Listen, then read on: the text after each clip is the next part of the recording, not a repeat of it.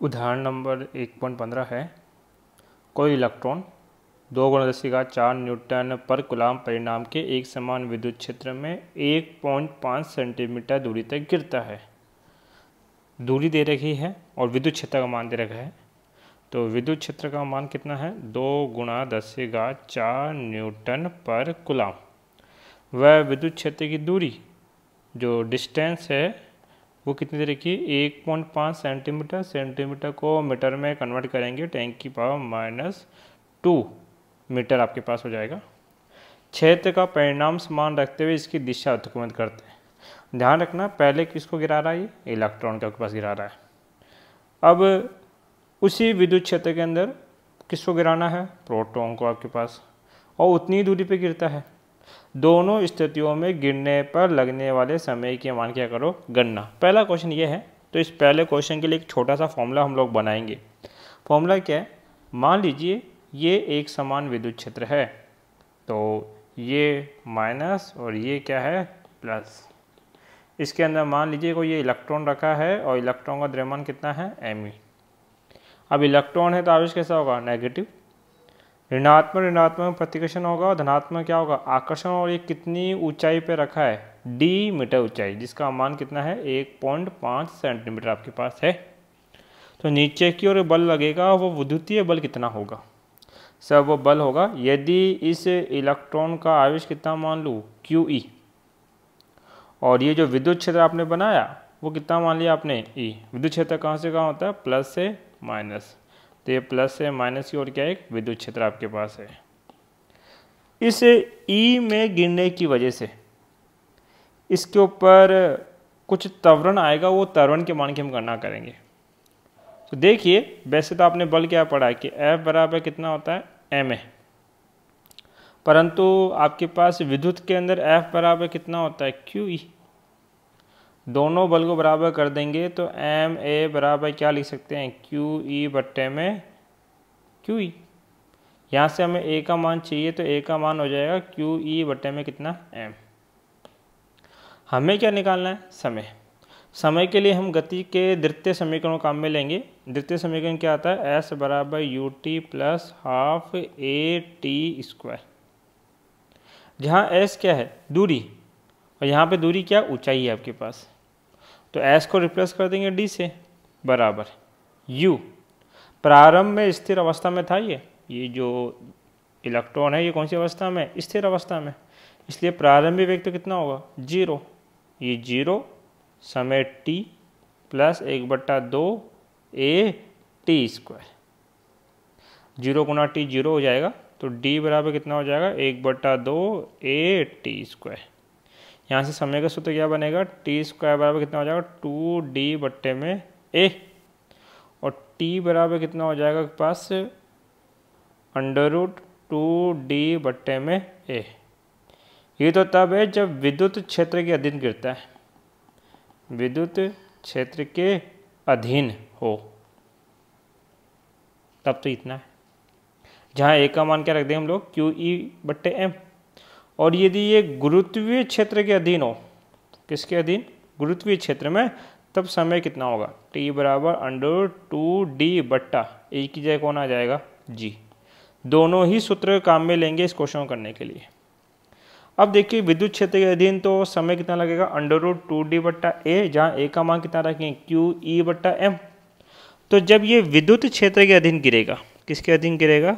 विद्युत क्षेत्र के अधीन होगा, उस अवस्था में समय t का मान कितना लिखा जाएगा? वो होगा √2d बट्टे में a, और a का मान कितना है? QE बट्टे में m, और m कहाँ चला गया? ऊपर। सूत्र याद रखिए और क्वेश्चन में अप्लाई कर दीजिए। देखो, पहले किसको गिराया था उसने? इलेक्ट्रॉन को। जब इलेक्ट्रॉन गिरेगा तो इलेक्ट्रॉन का आवेश कितना होता है? भाई, इलेक्ट्रॉन का अगर समय निकालना है, गिरने का समय, गिर क्यों रहा है वो पहले बता चुका हूँ कि विद्युत क्षेत्र है, ये ऋणात्मक है और ये क्या है? धनात्मक। और इसमें कौन रखा है? एक इलेक्ट्रॉन। तो इलेक्ट्रॉन का आवेश कैसा होता है? नेगेटिव। और ये नेगेटिव होगा तो ऋणात्मक ऋणात्मक प्रतिकर्षण होगा, धनात्मक आकर्षण, और नीचे की ओर गिरेगा। और गिरने में कितना समय लगेगा वो समय तो ज्ञात करना है। तो इलेक्ट्रॉन का आवेश कितना होता है 1.6 10⁻⁻⁻19 कूलम। देखो समय करने के लिए क्या क्या चाहिए, एक तो क्यू चाहिए, एक क्या चाहिए ई विद्युत क्षेत्र, और विद्युत क्षेत्र क्वेश्चन ने दे रखा है कितना 2 × 10⁻⁴। तो विद्युत क्षेत्र लिख देंगे 2 × 10⁻⁴ न्यूटन पर कूलम। कौन चाहिए द्रव्यमान। अब चूंकि इलेक्ट्रॉन गिर रहा है तो द्रव्यमान भी किसका लेंगे इलेक्ट्रॉन को, जो आपको याद होना चाहिए 9.1 10⁻⁻31 किलोग्राम। डी क्या है दूरी, और दूरी कितनी 1.5 सेंटीमीटर, जिसको मीटर में कन्वर्ट करेंगे तो 1.5 × 10⁻² सेंटीमीटर हो गया था। हमें समय निकालना है, और ये समय हम किसका निकाल रहे हैं इलेक्ट्रॉन का। कितना होगा √2, डी का मान रख देंगे 1.5 10⁻² गुणा एम द्रव्यमान का मान कितना है 9.1 10⁻31 बट्टे में क्यू आवेश का मान 1.6 10⁻⁻19 गुणा आपके पास ई विद्युत क्षेत्र का मान कितना है 2 × 10⁻⁴। इलेक्ट्रॉन के लिए समय काल को अगर हम सोल्व करेंगे तो ये मान आएगा 9.9 10⁻⁻9 सेकेंड। याद रखेंगे। अभी हमें इसकी तुलना करनी है। पहले कौन गिरा था इलेक्ट्रॉन, अब कौन गिर रहा है आपके पास प्रोटॉन। ध्यान रखिए प्रोटॉन गिरने के साथ क्वेश्चन ने एक बात और बोली है कि अब कोई प्रोटॉन उस क्षेत्र में उतनी ही दूरी तक गिरता है और उससे पहले इसकी दिशा क्या कर दी जाती उत्क्रमित, मतलब कि उल्टी। पहले ऊपर ऋणात्मक आवेश था, नीचे क्या था धनात्मक। अब स्थिति बदल जाएगी। अब होगा क्या, ऊपर क्या बनेगा आपके पास धनात्मक और नीचे क्या बनेगा ऋणात्मक। तो विद्युत क्षेत्र कहाँ होगा प्लस से माइनस। अब इसके अंदर कौन रखा गया आपके पास एक प्रोटॉन।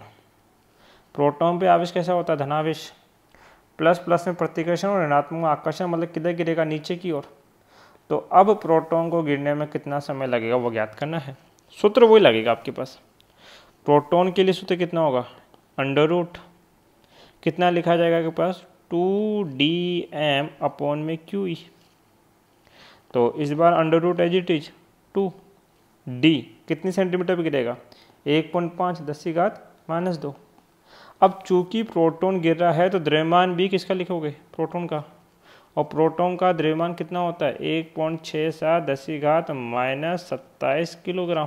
तो रख दो 1.67 10⁻⁻27 किलोग्राम बट्टा प्रोटॉन का आवेश 1.6 10⁻⁻19 गुना विद्युत क्षेत्र का मान तो समान रहना है 2 × 10⁻⁴।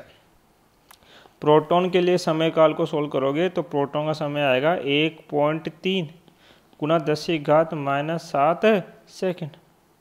क्वेश्चन ने पूछा था कि किसको समय ज़्यादा लगेगा। तो देखिए इलेक्ट्रॉन को समय लग रहा है 10⁻² और प्रोटॉन को समय लग रहा है 10⁻⁷। घात में जितना छोटा मान होगा वैल्यू उतनी बड़ी होगी, अर्थात प्रोटॉन को उस विद्युत क्षेत्र में गिरने में इलेक्ट्रॉन से अतिरिक्त समय लगेगा, ज़्यादा समय लगेगा। और क्वेश्चन एक बात और कह रहा है कि इसी परिस्थिति को यदि गुरुत्व के अधीन मुक्त पतन की तुलना कीजिए। मान लीजिए विद्युत क्षेत्र नहीं है, कोई इलेक्ट्रॉन है, उस इलेक्ट्रॉन को पृथ्वी के गुरुत्वाकर्षण क्षेत्र के अधीन गिराया जाए और प्रोटॉन को भी उस गुरुत्वीय क्षेत्र के अधीन गिराया जाए तो किसको कितना समय लगेगा। तो देखिए गुरुत्वीय क्षेत्र में जो मान होता है समय लगेगा उसका सूत्र होता है √2d/g। 2 सबके लिए, d दोनों समान ऊंचाई से गिरे जा रहे हैं 1.5, और g जितना इलेक्ट्रॉन के लिए लगेगा उतना प्रोटॉन के लिए लगेगा। अर्थात जब गुरुत्वीय क्षेत्र के अधीन गिरेंगे, कहाँ गिरेंगे गुरुत्वीय क्षेत्र के अधीन अगर इनको गिरना होगा तो जितना समय प्रोटॉन को गिरने में लगेगा उतना ही समय इलेक्ट्रॉन को गिरने में लगेगा, क्योंकि यहाँ पे जो वस्तु गिरती है उसको लगा समय केवल उसकी ऊंचाई पर निर्भर करता है कि कितनी ऊंचाई पे गिरा रहे हो। यदि दोनों को समान ऊंचाई से गिराएंगे तो समय भी क्या लगेगा समान।